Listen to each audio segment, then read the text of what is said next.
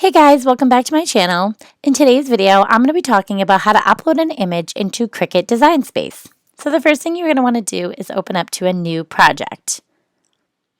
Then you're going to go to your search engine. I choose Google. And today I'm going to download a Boston Red Sox symbol. Okay, so once I type in Boston Red Sox, I'm going to go ahead here to Images, and then I can search here for the image that I'd like. I think that I might choose the bee today, and so I'm going to go ahead and choose this. Now when I come over here, I can see my image and see if it's what I want, and then I can right click, save my image, and then I can change the title if I'd like to up here. I'm just going to leave it and click save. Then I'm going to come over to my Cricut Design Space, and I'm going to hit the upload button.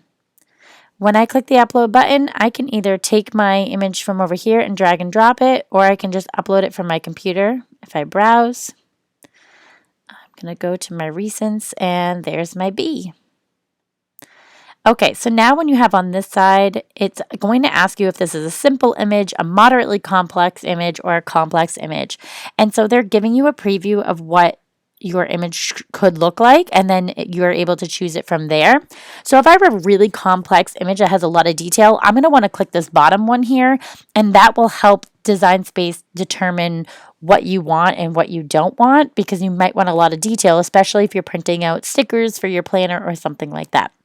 My image is pretty simple today, so I'm going to click the simple button, and then I'm going to hit continue. Now once I come over here, all these checkered boxes are showing you the part that is not going to be saved. And so I have to decide, do I just want this giant bee here? Do I want to exit out like that? So I have all of that, just that the dark blue will be my outline. And they also have a white outline around here. So I can also get rid of that white outline and just have that solid dark bee right there. So it depends, like if I'm going to print and I want the white, then it should be there. But if I'm not going to print that white, it would just be really thick when I have the cutout choice. So the great thing is that I can kind of pick and choose like that. And then this button up here is the undo button. So at any time, if I had the eraser button on and I accidentally went through like that, and I did not want that, I can come up here and hit the undo button and it will all go back. So this is a really great time for you to go ahead and take out anything that you don't want. And if you make a mistake, the undo button's up here for you. Okay, so I've decided that I just want to keep that outline like this. And then when I do that, I'm going to go ahead and hit the continue button. And now this is what it's going to show me. If I want to print the image, this is what it will look like. And if I just want to cut out the image, this is what it will look like. I'm just going to cut it today, so I'm going to click that option.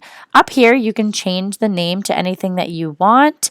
I'm just going to change it maybe to the Red Sox bee, and then you can also tag it, so when you're looking in Design Space later, you can type in Red Sox, and then this image will pop up. So it is recommended.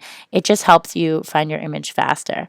Now, I do want to mention that if you are using this bee to make any type of like shirt or decal or sticker, it has to be for personal use because this image is not something that we created. It's a licensed image. So you just want to be mindful that this is not something you want to go sell, but you can use it for personal use.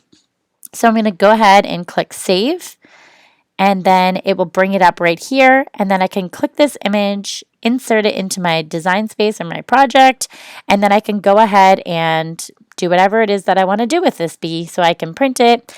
I can use it on iron-on and then make a shirt if I want to make a shirt.